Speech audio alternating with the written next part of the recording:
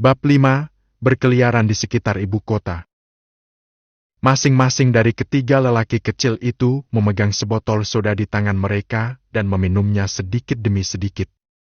Dulu, keluarga tidak akan mau memberi mereka minuman. "Kakak ketiga, aku masih ingin makan permen." Lawu melihat permen di toko dengan penuh semangat. Zhang Mingming hampir ngiler saat mendengar ini. Dia hanya bisa makan 2 permen selama tahun baru Imlek. Di sisi lain, Zhang Kui, anak keempat, tidak merasakan apa-apa. "Beli, bos." Zhang Shan sama sekali tidak pelit atas permintaan kecil adiknya. "Saya mengeluarkan uang dan tiket saya untuk membeli beberapa, dan kemudian mendekorasinya untuk ketiga lelaki kecil itu." Hal ini membuat ketiga lelaki kecil itu begitu cantik hingga hampir tersesat. "Jangan biarkan ibu mengetahuinya, atau kamulah yang akan dipukuli ketika saatnya tiba." Zhang Shan memperingatkan. Gadis kecil itu mengangguk acuh tak acuh saat mendengar ini. Selama dia bisa makan permen, dipukuli bukanlah masalah besar. "Kakak ketiga, kamu baik sekali." Lawu memakan makanan enak dan mulutnya terasa manis. Zhang Mingming memandang Lawu dan berkata, "Paman San sangat baik." Meskipun Zhang Mingming masih muda, dia memahami bahwa jika dia mengikuti Lawu, dia tidak akan mudah menderita. Tentu saja yang terpenting adalah Lawu benar-benar bisa mengalahkannya. Pada titik ini, bahkan ibunya tidak dapat melindunginya. Selama dia menemukan alasannya, pemukulan Lawu akan sia-sia. Inilah sebabnya mengapa semua orang kini menganggap memukul anak bukanlah masalah. Setelah menyekolahkan adik-adiknya, Zhang Shan berkeliling ibu kota. Ibu kota era ini memiliki perasaan unik ketika Zhang Shan mengalaminya secara pribadi. Terutama Zhang Shan yang tahu perubahan besar apa yang akan terjadi di sini hanya dalam 40 tahun. Naik troli dengan santai, ongkosnya sepeser pun. Melihat tanda terima di tangannya, Zhang Shan melihatnya dengan cermat beberapa saat, dan akhirnya memasukkannya ke dalam saku mantelnya. Saat ini Zhang Shan mengenakan pakaian yang sangat biasa yaitu jaket kerja berwarna biru, sepatu kanvas, dan celana abu-abu biru. Terlihat sangat biasa. Melihat kemana-mana di dalam mobil, 80% orang yang saya lihat mengenakan pakaian serupa, dan sebagian besar warnanya biru tua dan abu-abu. Sepeda adalah alat transportasi utama. Palang besar berukuran 28 inci bahkan lebih mainstream di kalangan mainstream. Saya rasa ketika Zhang Shan belajar mengendarai sepeda di kehidupan sebelumnya, dia juga menggunakan palang besar berukuran 28 inci. Saat itu, kaki saya sama sekali tidak bisa menyentuh tanah, jadi saya bersepeda ke samping dan meletakkan kaki saya di bawah bahu yang besar. Zhang Shan tidak memiliki tujuan yang jelas, dia hanya berkeliaran, mengambil apapun yang dia inginkan. Saat Zhang Shan berjalan-jalan dengan santai, Sang Jiangwo terlihat sedikit sedih. "Jiangwo, ada apa denganmu? Kudengar putra ketigamu sudah kembali. Kenapa kamu masih terlihat sedih?" Zhang Jiangwo menghela nafas dan berkata, "Tentu saja saya senang anak ketiga telah kembali, tapi, hei, apa yang harus dia lakukan dengan pekerjaannya? Kamu juga tahu situasi keluarga kita. Anak keempat akan segera putus sekolah, dan dia juga perlu mengatur pekerjaan. Awalnya kita sudah agak bingung, tapi sekarang menurutmu lebih baik menyerahkannya pada anak keempat atau anak ketiga?" Zhang Jiangwo mengeluarkan buatannya. Dia menghisap rokoknya lama-lama. Mengenai rokok bagus yang dibawa kembali oleh Zhang Shan, dia enggan untuk menghisapnya, atau bahkan mengeluarkannya, karena mengeluarkannya berarti melepaskannya. "Memang benar, tapi apa yang terjadi dengan anak ketiga di keluargamu?" Orang lain bertanya di sebelahnya. "Kami semua telah bekerja bersama selama 10 atau 20 tahun, dan kami sangat akrab dengannya. Situasi setiap keluarga sangat jelas. Saya tidak tahu secara spesifik, tapi paman kedua saya meninggal dan dia tidak bisa tinggal di Amerika lagi, jadi dia kembali begitu saja." Dengan para pekerja tua ini, Sang Jiangwo tidak menyembunyikan apapun. Sulit sekali mencari pekerjaan untuk putra keempat Anda. Lagi pula, dia kembali dari negara kapitalis. Diperkirakan tidak banyak pabrik yang menginginkannya. Hei, aku juga mengkhawatirkan hal ini. Zhang Jiangwo menghela nafas. Oke, menurutku kamu tidak perlu terlalu khawatir. Anak ketigamu akan berusia 20 tahun ini, kan? Carikan saja dia istri dan biarkan dia menjalani hidupnya sendiri. Anda sudah dewasa, dan Anda masih khawatir tentang hal itu. Kapan Anda akan mengakhirinya? Seseorang menasihati. Zhang Jiangwo tidak mengatakan apa-apa.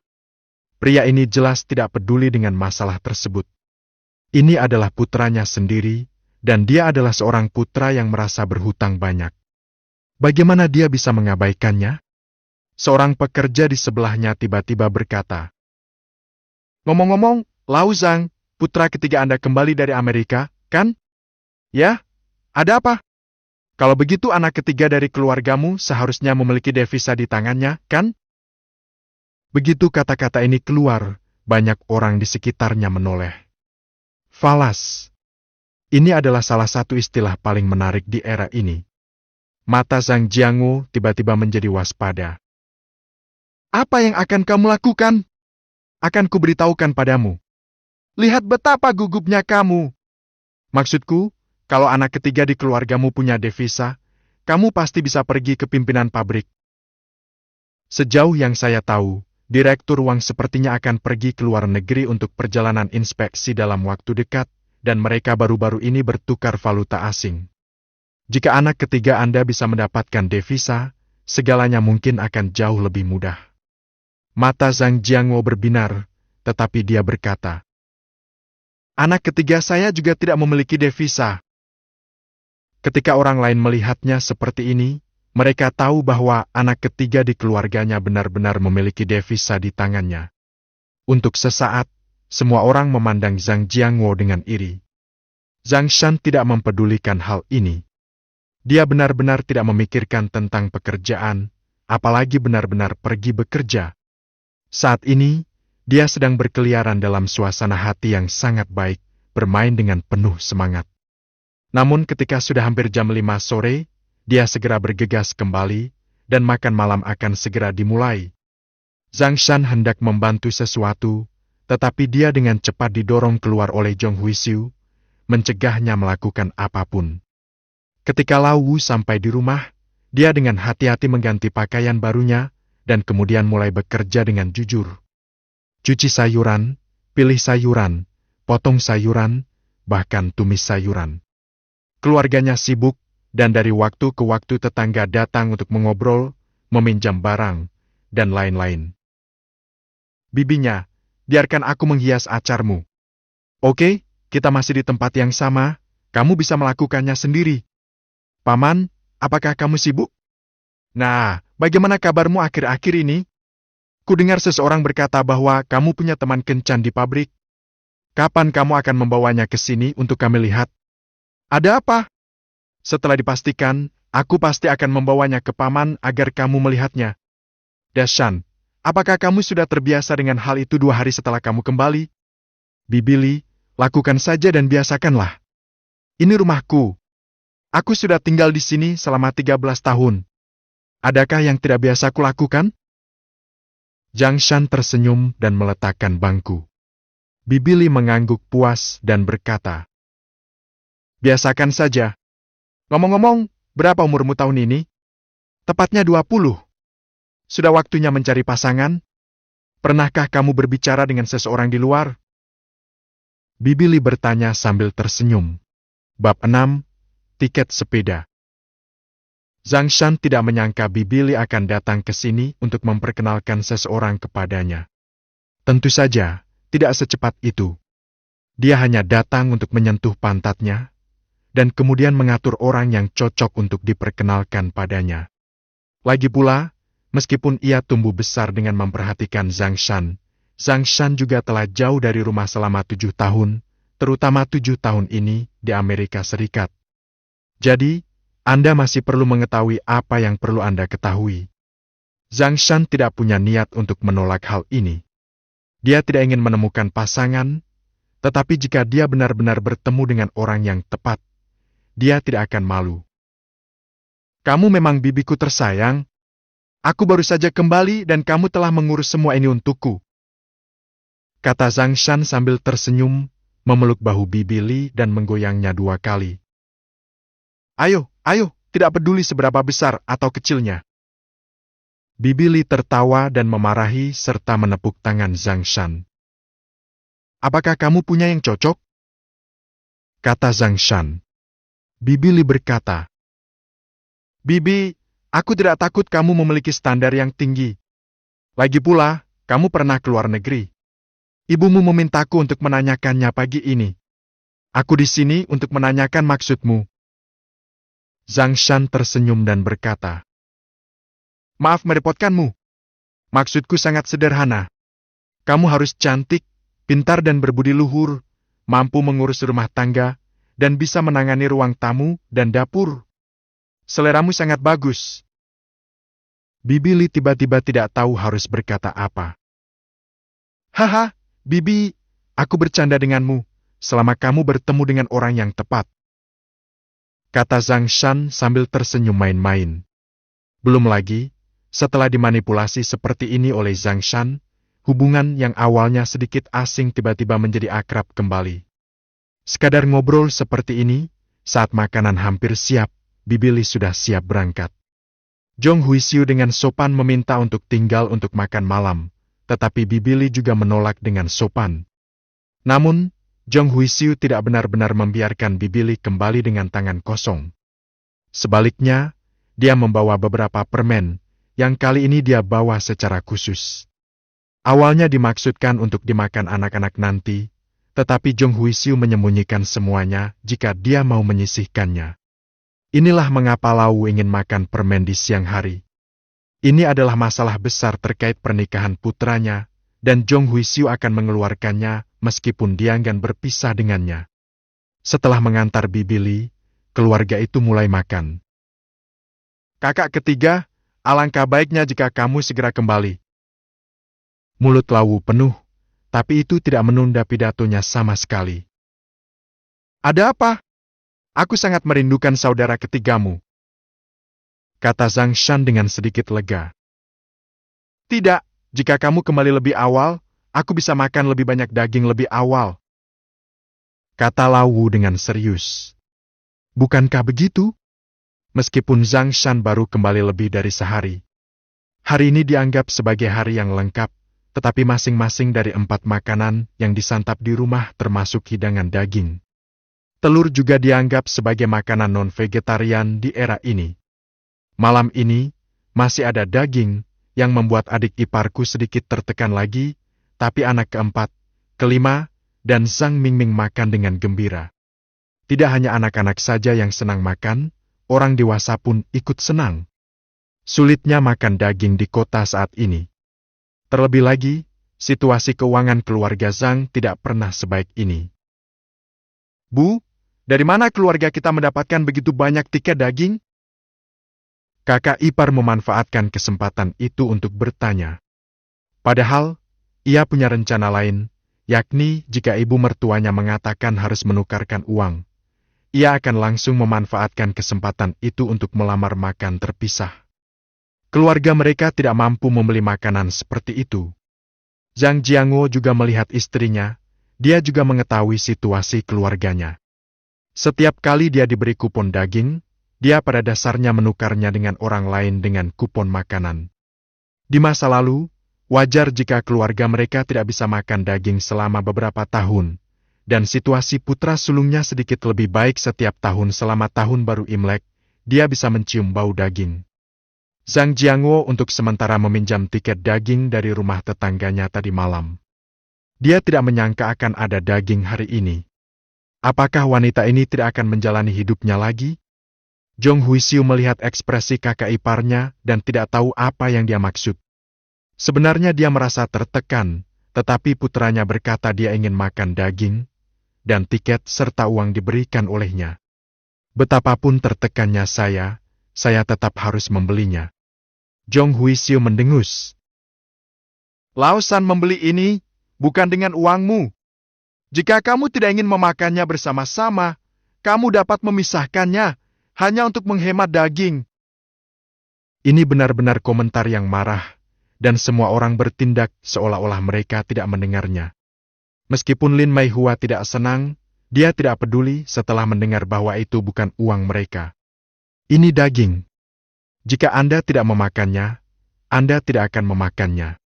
Ini bukan hanya menghabiskan uang dan tiket Anda sendiri. Melihat menantu perempuan tertua tidak berani berkata apa-apa lagi, Zhong Huixiu merasa begitu cantik di hatinya sehingga dia hanya ingin Chan Shang mengejarnya jika tidak mengambilnya. Dia akan kasihan dengan dagingnya. Tapi tidak ada yang memberinya kesempatan ini. Meskipun kakak laki-laki tertuanya agak membosankan, dia masih memiliki tatapan mata. Apalagi karena keluarga tersebut telah hidup bersama selama bertahun-tahun, Sang Weijun juga memiliki pengalaman dalam menjaga hubungan antara ibu mertua dan menantu perempuan. Ketika saya melihat ibu saya seperti ini, saya langsung mengerti bahwa saya tidak bisa membiarkan topik itu berlanjut saat ini. Lagi pula, temperamen istrinya tidak terlalu baik. Jika dia benar-benar marah dan bertengkar, dialah orangnya yang pada akhirnya merasa tidak nyaman. Jadi Zhang Weijun segera menyela. Saudara ketiga, dari mana kamu mendapatkan begitu banyak tiket daging, saudara ketiga? Bukankah kamu baru saja kembali? Zhong Huixiu diganggu oleh putra sulungnya, dan dia langsung memelototinya dengan marah. Tapi topik ini kebetulan menyentuh rasa gatalnya, jadi Zhang Shan tidak perlu angkat bicara. Hah? Apa yang kamu tahu? Kakakmu pernah mendapatkan dolar as dan mata uang asing di luar negeri. Bukan perkara mudah untuk menukarkannya dengan beberapa di antaranya. Kata sang ibu dengan sikap pamer, seolah-olah putranya punya tidak masalah seberapa mampu mereka. Meskipun Zhang Shan memang sangat cakap, para ibu ini tidak mengetahuinya sama sekali. Begitu kata-kata ini keluar, Zhang Jiangwo memandang Zhang Shan tanpa sadar. Dia awalnya ingin bertanya tentang valuta asing, tetapi sepertinya tidak perlu bertanya sekarang. Anak ketiga tidak hanya menukarkan tiket daging, tapi juga ini. Dia mengeluarkan tiket sepeda sambil mengatakan ini. Benar saja, ketika saya melihat tiket sepeda ini, mata adik ipar saya tiba-tiba berbinar. Keluarga mereka ingin membeli sepeda untuk 1 atau 2 hari, namun mereka tidak bisa mendapatkan tiket sepeda. Tentu saja, meskipun dia bisa mendapatkannya, dia tidak akan bisa berpisah dengannya karena harganya terlalu mahal. Sekarang ada tiket sepeda yang diletakkan di depannya. Apakah menurut Anda dia tidak bersemangat? Lin Meihua segera menendang suaminya dengan kakinya dan memberi isyarat agar dia berbicara. Zhang Weijun juga tahu apa yang dimaksud istrinya, tetapi dia tidak bisa mengatakannya. Meskipun dia juga menginginkan sepeda, sepeda itu tidak hanya nyaman untuk bepergian ke dan dari tempat kerja, tetapi yang lebih penting, itu akan memberinya wajah. Usianya baru 22 tahun, dan orang-orang pada usia ini masih membutuhkan wajah. Tapi tiket sepedanya diambil oleh anak ketiga, dan anak ketiga tidak punya sepeda. Melihat suaminya berpura-pura mati, Lin Meihua tahu bahwa suaminya tidak bisa diandalkan. Tapi dia sudah menginginkan sepeda selama lebih dari 1 atau 2 hari. Meskipun dia merasa sedikit kasihan pada Zhang Shan dengan melakukan itu, dia tetap angkat bicara. Anak ketiga itu, kakak tertuamu selalu ingin membeli sepeda. Apa menurutmu kamu boleh memberikan tiket ini kepada kakak tertuamu? Setelah berbicara, dia segera menambahkan. Tentu saja, kami juga akan mengeluarkan uang untuk membeli tiket ini, tidak. Berikan kepadamu secara gratis. Katanya perlu mengeluarkan uang untuk membeli, tapi itu harga normal, dan dengan harga normal tidak bisa membeli tiket sepeda sama sekali. Bab 7. Valuta asing. Zhong Huixiu hendak mengatakan sesuatu ketika dia mendengar Zhang Shan berkata kepada Lin Meihua. Kakak ipar, saya memberikan semua tiket ini kepada ibu. Tapi saya tidak ingin sepeda, dan saya tidak akan membelinya. Ketika Zhong Huixiu mendengar putranya mengatakan ini, dia mengangguk puas. Lin Meihua bukannya tidak senang saat mendengar ini. Padahal, maksud perkataan Zhang Shan juga sangat jelas, yaitu dia tidak menginginkan tiket sepeda tersebut. Jika dia sendiri tidak menginginkannya, maka hanya Zhang Jiangwo dan Zhang Weijun di seluruh keluarga yang menginginkannya. Sebagai seorang ayah, Zhang Jiangwo pasti tidak akan bersaing dengan putranya untuk hal ini, jadi pada akhirnya harus diberikan kepada Zhang Weijun. Tapi yang pasti, sebagai menantu perempuan, dia ingin memberikan wajah ibu mertuanya, dan dia bahkan harus rendah hati. Tapi ini bukan apa-apa bagi Lin Meihua. Jika dia bisa mendapatkan tiket sepeda gratis dengan bersikap rendah hati kepada ibu mertuanya, dia akan berbicara lembut kepada ibu mertuanya setiap hari. Anak keempat dan kelima tidak punya perasaan sama sekali. Terutama Lao Wu, dia dengan penuh semangat bertanya pada Zhang Shan. Kakak ketiga, kapan kamu akan membelikanku sepeda? Teman baik, begitu kamu buka mulut, itu sepeda. Tapi sebenarnya itu normal. Gadis kecil itu baru berusia 12 tahun dan tidak tahu banyak tentang hal-hal tersebut.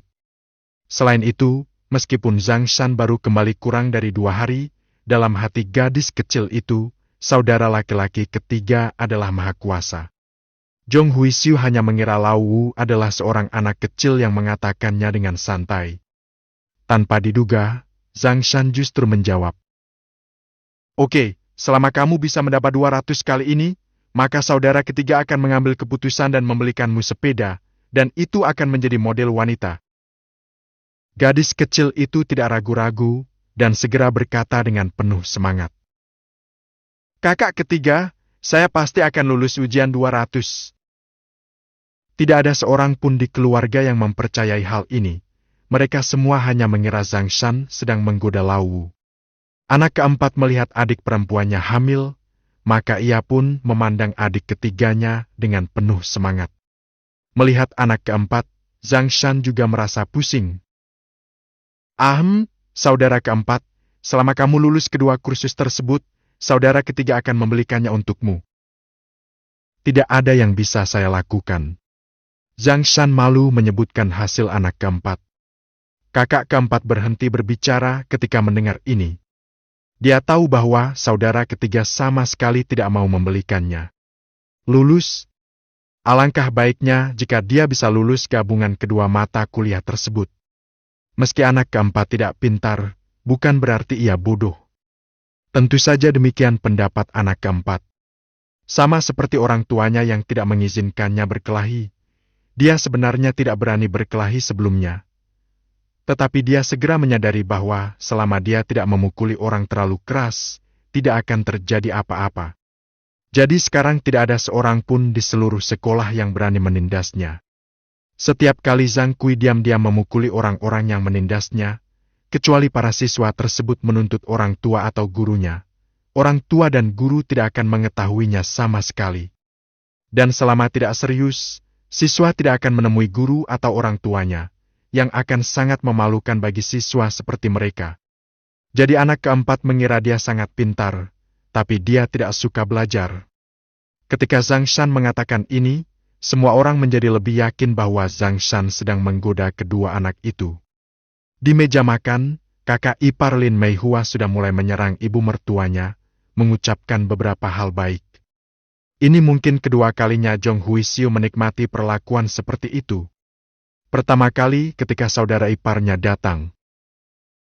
Tidak apa-apa memberikannya kepadamu, tapi kamu harus ingat bahwa inilah yang diberikan anak ketiga kepadamu, dan kamu harus ingat betapa bagusnya anak ketiga itu. Faktanya, pada analisa akhir, Zhong Huixiu masih merasa kasihan pada putranya, baik itu putra sulung maupun putra ketiga. Hanya saja Zhang Shan membuat ibuku semakin tertekan karena keadaan sebelumnya. Usai makan, kakak iparnya aktif pergi mencuci piring. Ibuku tidak bergerak, jadi dia membiarkan adik iparnya melakukannya sendiri, dan adik iparnya tidak keberatan. Kali ini, begitu mudahnya mendapatkan tiket sepeda secara cuma-cuma dan hanya sekedar mencuci panci dan piring. Xiao Shan, apakah kamu masih memiliki devisa di tanganmu? Zhang Jiangwo akhirnya bertanya. Zhang Shan berkata, Ya, ayah, saya akan memberikan sebanyak yang kamu butuhkan. Mendengar kata-kata ceria Zhang Shan, Zhang Jiangwo sedikit terkejut. Berapa banyak yang kamu punya? Zhang Jiangwo tidak bisa menahan diri untuk tidak bertanya. Zhang Shan tersenyum dan berkata, kamu boleh mendapatkan sebanyak yang kamu mau. Bibirmu harus dijaga, kamu tahu bagaimana berbicara omong kosong. Kemudian dia bertanya kepada ayahnya. Mengapa kamu menanyakan hal ini? Apakah kamu memerlukan devisa untuk apapun? Sudah kubilang, ini semua adalah hal-hal yang telah susah payah diselamatkan oleh saudara ketiga. Jangan membuat rencana apapun, apalagi biarkan dia melakukannya demi apa yang disebut wajahmu. 3 kerugian. Zhang Jiangwo berkata tanpa daya. Bukan itu yang saya maksud. Saya sedang memikirkan pekerjaan Lausan. Bukankah ini meminta bantuan? Baru-baru ini, pemimpin pabrik kami pergi ke luar negeri dan menginginkan devisa. Saya tidak akan memihak Lausan. Jika ada, saya akan mengambilnya dan menukarnya dengan pemimpin, sehingga saya dapat membantu Lausan mengaturnya bekerja. Ketika ibu saya mendengar bahwa ini adalah masalah pekerjaan, dia langsung merasa khawatir. Zhang Shan berkata dengan cepat. Ayah dan ibu, sebenarnya tidak perlu mengatur pekerjaan untukku. Aku akan membuat pengaturannya ketika aku kembali, jadi kalian berdua bisa yakin. Omong kosong apa yang kamu bicarakan? Tanpa pekerjaan, siapa yang mau menikah denganmu? Kamu punya uang sekarang, tapi tidak peduli berapa banyak uang yang kamu punya, kamu tidak bisa hanya duduk diam dan melepaskannya. Tidak puas. Bu, sebenarnya tidak perlu. Aku punya pengaturannya, jadi jangan khawatir. Dan aku tidak dimaksudkan untuk pergi bekerja. Jika ibu memintaku pergi bekerja seperti ayah dan yang lainnya setiap hari, aku benar-benar bisa. Aku tidak tahan. Zhang Shan menjelaskan jalan. Dia sebenarnya tidak ingin pergi bekerja. Dia kembali untuk menikmati hidup, bukan pergi bekerja dengan sengsara. Sebenarnya bukan itu yang dia inginkan untuk mendapatkan 30 atau 40 yuan setiap bulan dan merasa lelah setiap hari. Melihat sikap tegas Zhang Shan, ayah dan ibu saling berpandangan dan tidak berkata apa-apa lagi. Bagaimanapun, Zhang Shan baru saja kembali, jadi ada beberapa hal yang dia benar-benar tidak bisa memaksakannya terlalu keras. Tapi sekarang masih ada sejumlah uang di keluarga, dan dengan uang yang diberikan oleh Zhang Shan, selalu bisa bertahan untuk sementara waktu. Dan bila anak keempat juga berangkat kerja, akan lebih santai lagi di rumah. Nah, dalam waktu singkat ini, orang tua saya sudah berencana membesarkan Zhang Shan untuk sementara waktu. Ayah, ini $500. Pemimpinmu menginginkannya, kan? Kamu dapat menukarnya dengan dia dan memintanya untuk mempromosikanmu. Zhang Shan kembali ke kamar dan mengambil $500. Melihat $500 itu, semua anggota keluarga terdiam beberapa saat, dan napas mereka menjadi lebih berat. $500 as, menurut harga tukar normal saat ini, $1 as ditukar dengan 1,56 ringgit. Tapi siapapun yang bisa menukarnya sesuai harga pasar, sekarang di pasar gelap, bisa menukarnya 1:10. Dan sekarang Zhang Shan langsung mengeluarkan $500. Berapa artinya? Lagi pula, keluarga mereka tidak punya banyak uang. Cepat simpan, kenapa tiba-tiba kamu mengeluarkan begitu banyak? Ibu sadar dan segera mendesak. Pada saat yang sama, dia melihat sekeliling, seolah dia takut orang lain akan melihatnya. Bab